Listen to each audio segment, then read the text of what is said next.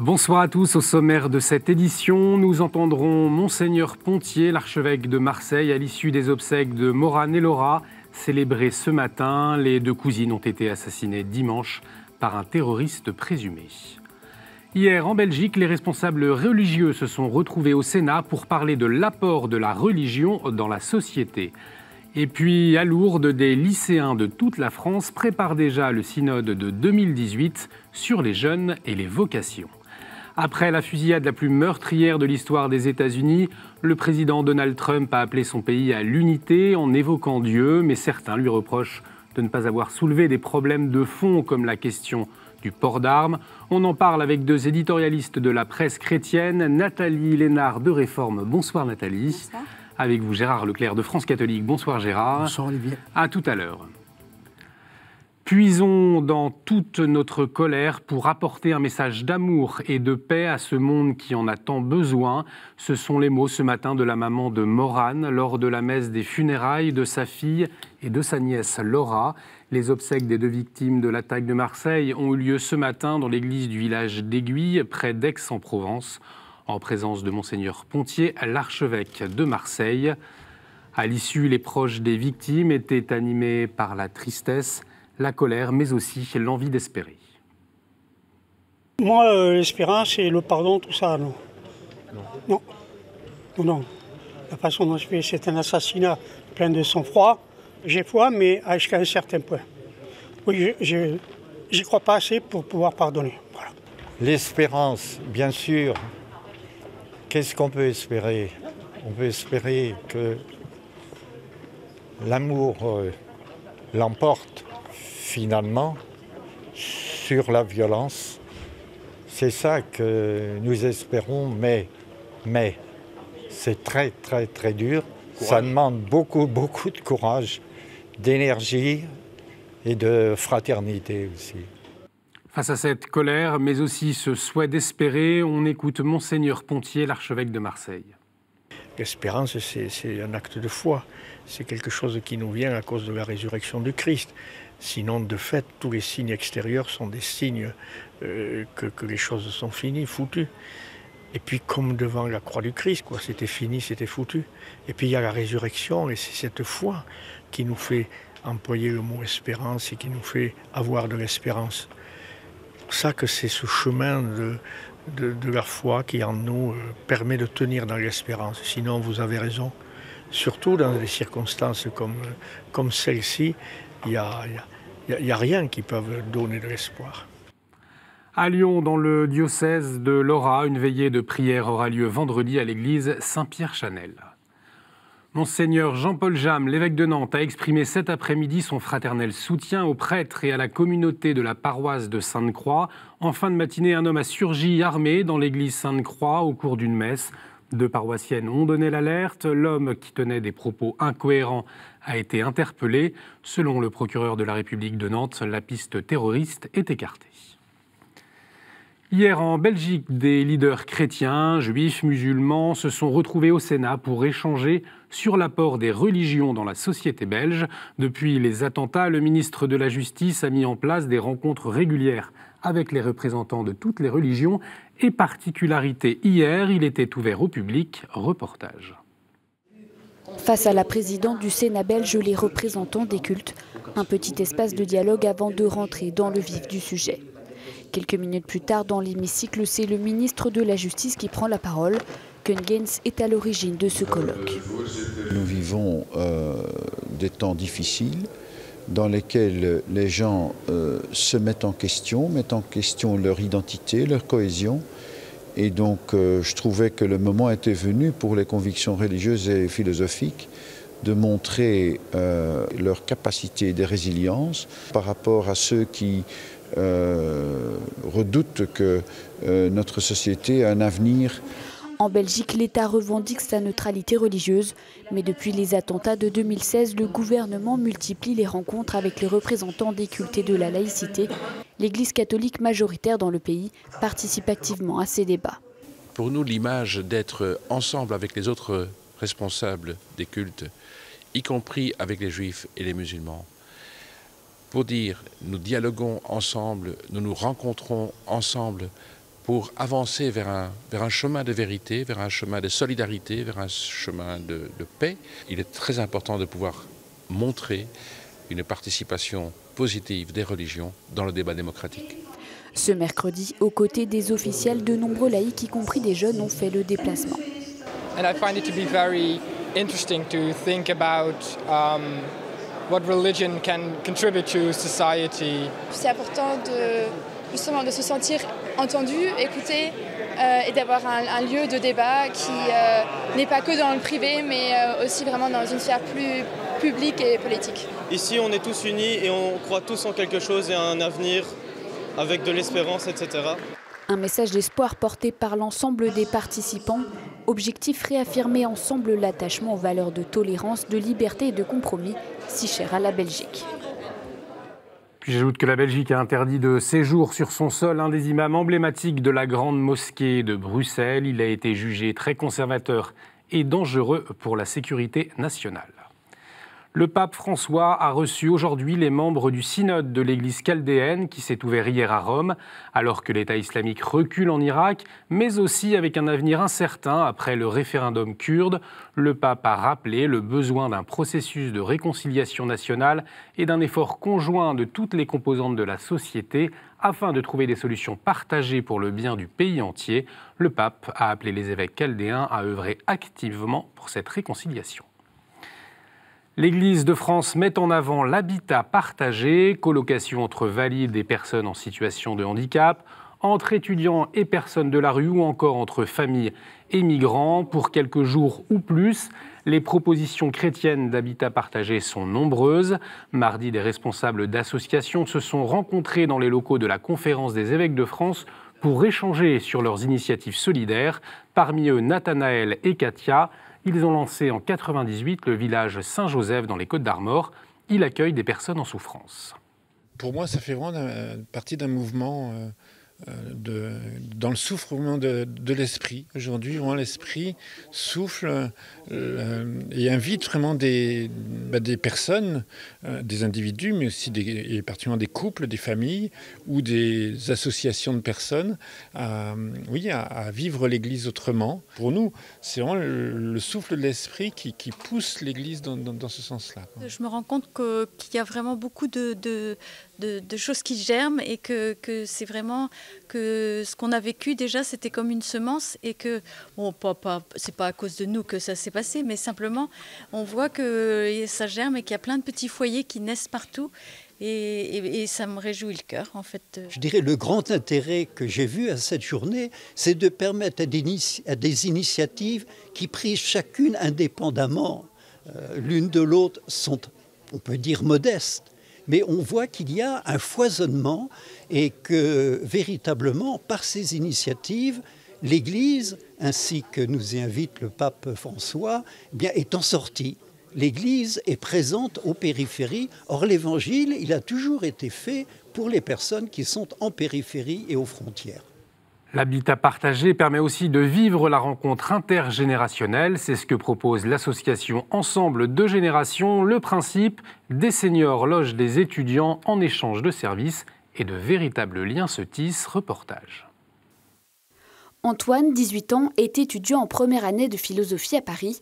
Depuis un mois, il loge chez Monsieur et Madame Gaillard. Comment était la journée ? Très bien. Pour 135 € par mois, Antoine a un logement agréable et le couple profite de sa présence pour quelques services. Et cette relation va bien au-delà de la simple cohabitation. Une qualité de vie qui est fabuleuse. Et en plus de ça, un échange génial avec des personnes qui sont très très intéressantes et qui m'ont font découvrir tous les jours énormément de choses, de leur expérience, leur passé. C'est des relations qui se posent avec le temps, tranquillement, et puis oui, qui s'apparentent à la famille. Moi, je sais que je vis avec ma grand-mère, et je sais que cette relation entre petit-fils et grand-mère, je la retrouve un petit peu ici, et ça me fait vraiment très plaisir. Antoine est déjà le 6e étudiant accueilli par Philippe et Tilly Gaillard. Le couple d'octogénaires apprécie la présence d'une 3e personne à la maison. Et chaque fois, il y a une petite adaptation. Et on apprend des deux côtés et c'est plutôt sympa. de voir comment marche la tête des jeunes de nos jours. On ne comprend pas toujours, mais ça marche. C'est sympathique d'avoir quelqu'un qui a une vision jeune. Et Antoine, c'est super parce qu'il découvre Paris. C'est extraordinaire de voir quelqu'un qui a cet enthousiasme. L'association a déjà logé plus de 2400 étudiants depuis 2006. Pour préparer le synode 2018 sur les jeunes et les vocations, le pape François a annoncé hier la convocation d'une réunion pré-synodale en mars prochain. Des jeunes du monde entier viendront exprimer leur foi, leur sensibilité, leurs doutes, mais aussi leurs critiques. Mais déjà à Lourdes, dans le cadre du pèlerinage du Rosaire, des centaines de jeunes de toute la France ont réfléchi hier soir en vue de ce prochain synode. Des lycéens ont pris la place des évêques dans l'hémicycle Sainte-Bernadette, là où les assemblées plénières ont lieu 2 fois par an, et ils ont exprimé leur satisfaction, mais aussi leurs attentes. On nous demandait surtout des exemples concrets, mais nous on avait plus fonctionné par points clés, c'est-à-dire que les jeunes, ils sont attirés par quelque chose qui est dynamique, qui est ludique, qui est moderne. Les jeunes sont souvent enfermés dans le stéréotype de l'église, dans un vieux bâtiment tout moisi avec des personnes d'un certain âge, disons. Alors que si on essayait un peu de trouver une autre dynamique dans l'église, on pourrait ainsi attirer plus de personnes d'un plus jeune. La proposition que j'ai votée, c'était s'ouvrir aux autres, parce que je trouve ça important. J'ai voté celle qu'on avait faite, c'est-à-dire que les prêtres et les religieux devaient faire plus de conférences, qui a été acceptée. Et j'ai aussi voté qu'on devait augmenter le budget pour les plus démunis. Une expérience de préparation au synode qui se poursuivra tout au long de l'année 2018. Une première à Bordeaux, les cérémonies d'adoubement et d'investiture de la lieutenance de France de l'Ordre du Saint-Sépulcre de Jérusalem ont eu lieu samedi à la cathédrale Saint-André. Sous la présidence du cardinal Edwin O'Brien, grand maître de l'ordre, 37 chevaliers et dames ont ainsi rejoint cet ordre laïque. Ils sont 30 000 dans le monde et 900 en France.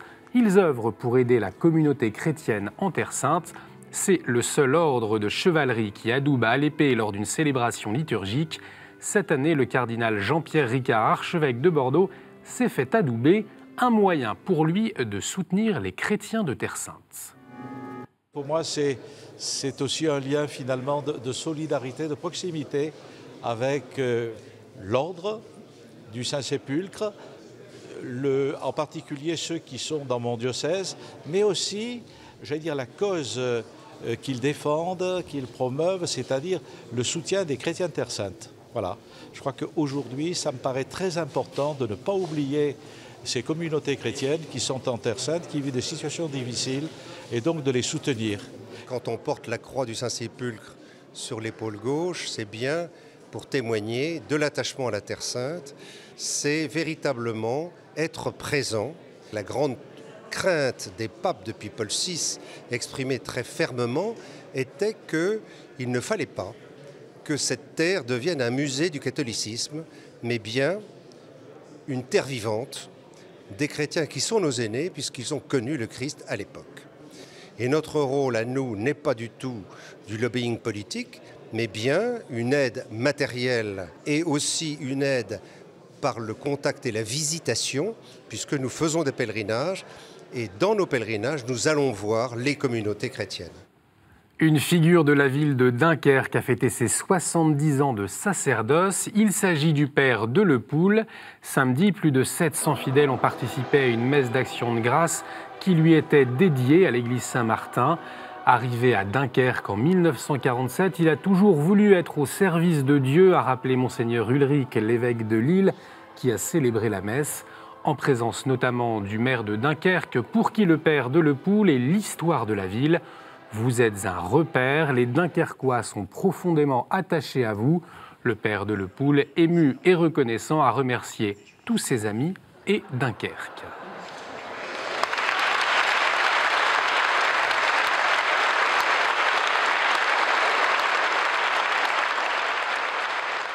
Et on poursuit avec la chronique du Père Venard. Il nous parle enseignement catholique après la prise de parole de son secrétaire général mardi.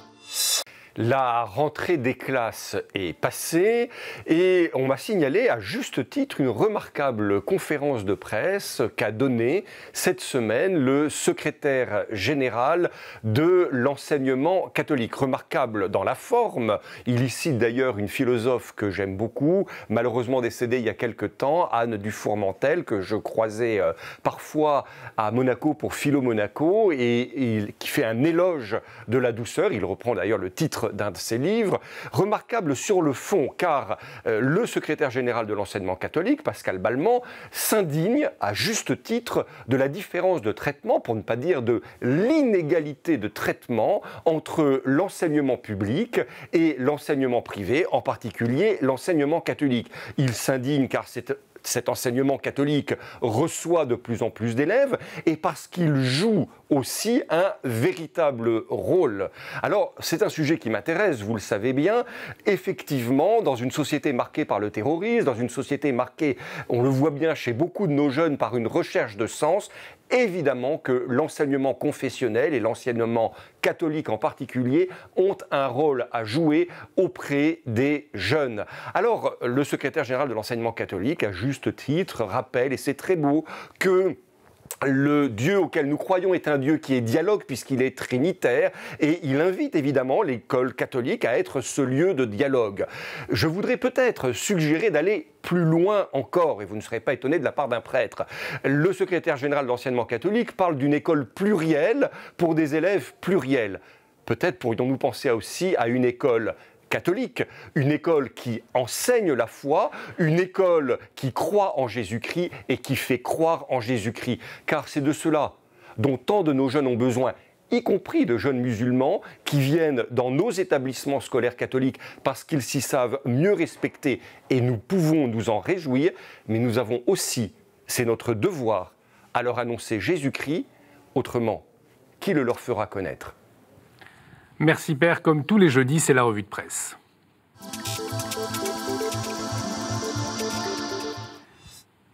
L'hebdomadaire protestant Réforme consacre un dossier sur l'art d'être grand-parent, Nathalie Lénard. Oui, on s'est intéressé à cette génération qu'on appelle parfois la génération sandwich, parce que ce sont des hommes et des femmes qui sont à la fois au service de leurs parents très âgés et en perte d'autonomie, et qui s'occupent aussi beaucoup de leurs petits-enfants. Et donc on a voulu savoir un peu si c'était très différent aujourd'hui d'être grand-père et grand-mère, et ça l'est. Merci Nathalie. France catholique s'intéresse également à la famille cette semaine en s'intéressant aux enfants adoptés. Mais dans votre éditorial, Gérard Leclerc, vous revenez sur deux événements qui ont marqué l'actualité de l'Église le week-end dernier.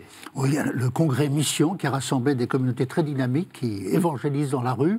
Et j'ai associé cet événement à l'envoi en mission de 7 jeunes religieux des missions étrangères de Paris qui partent en Asie. C'est toujours la même mission confiée par le Christ. On appelle ça très techniquement, je dirais, la mission ad gentes, la mission vers les nations. Mais parmi les nations, il y a aussi la France qui doit être évangélisée. Une rencontre dans la vie entre le cinéaste Christophe Baratier et le théologien Monseigneur Joseph Doré, archevêque émérite de Strasbourg. Leur point commun, les deux hommes présentent début octobre une œuvre originale centrée sur Jésus, mais tout à fait différente. Christophe Baratier avec la comédie musicale Jésus, l'archevêque émérite de Strasbourg avec la publication d'une encyclopédie sur Jésus. Famille chrétienne s'intéresse à la permaculture. Au-delà d'un ensemble de techniques agricoles alternatives, c'est une école de pensée et même un art de vivre au plus près de la nature. Et puis un reportage à l'ICP, l'Institut catholique de Paris. Avec un nouveau campus, il réinvente l'université. Cette semaine, Pèlerin aborde la question des dérives sectaires dans l'Église. Une journaliste de l'hebdomadaire a recueilli le témoignage d'une ex-religieuse qui veut éclairer une réalité peu abordée dans l'Église, l'abus spirituel. Et pour la première fois, une ancienne religieuse prend la plume sans recourir à l'anonymat. Voilà pour votre revue de presse. Tout de suite, notre dossier.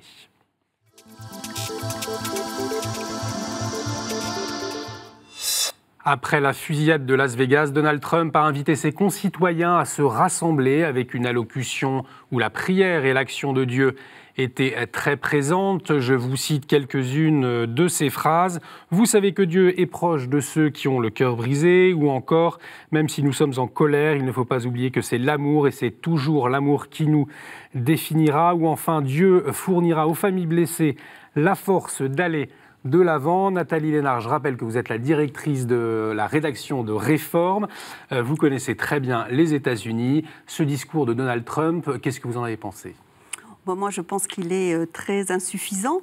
À la fois, évidemment, qu'il est dans la compassion, qu'il fait appel à la foi, mais je pense qu'il est totalement insuffisant. Et il y a beaucoup d'églises qui l'ont dit. Ils l'ont dit, c'est une bonne chose de parler de prière, mais ça ne suffit pas.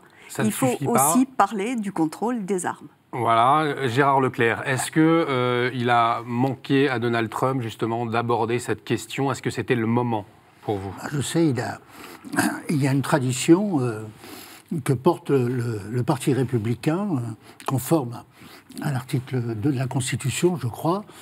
Ils y restent très fermes là-dessus. Il a répété à cette occasion qu'il pensait inopportun de revenir sur le sujet. Mais on devra y revenir forcément.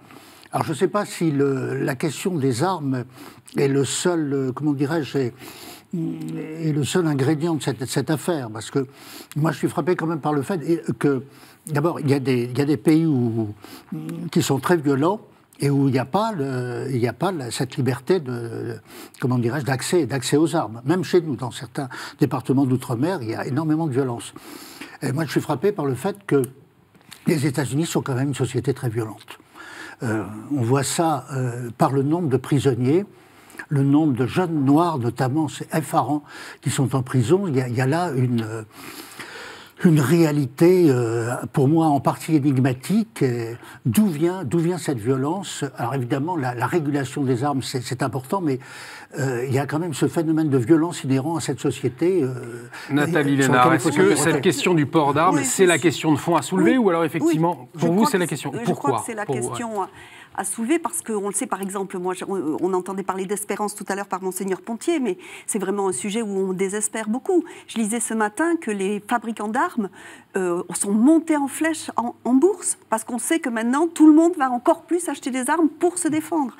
Et donc on sait que les lobbies pro-armes sont très puissants, qu'ils contrôlent énormément, qu'ils font énormément de lobby auprès des hommes politiques. C'est un problème politique. On sait même que les démocrates hésitent à soutenir Obama, essayer, il n'y est pas arrivé.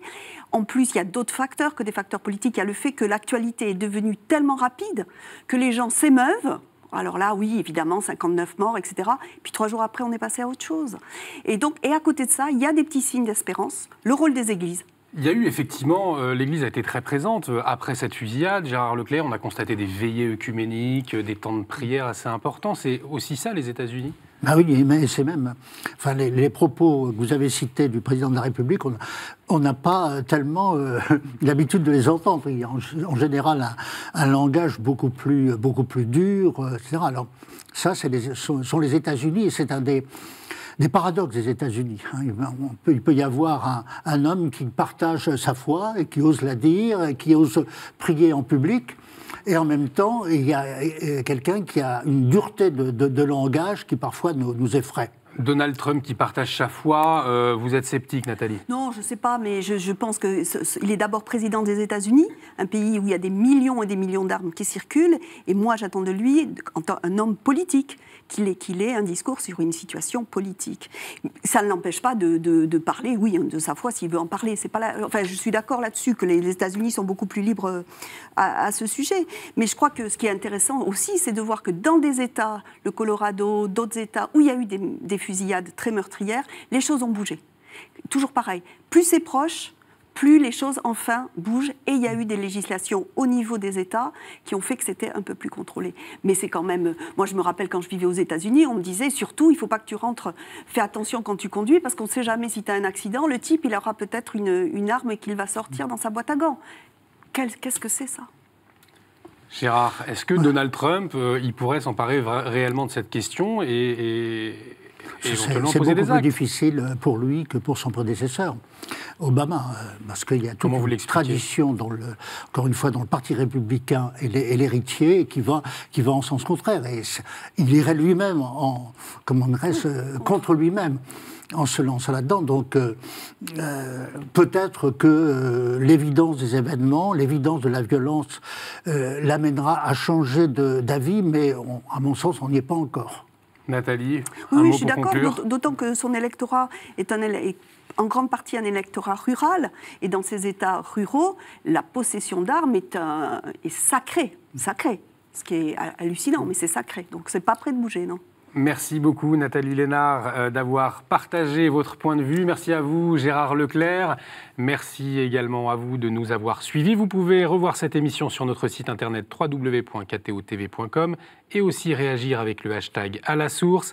Merci pour votre fidélité. À la semaine prochaine.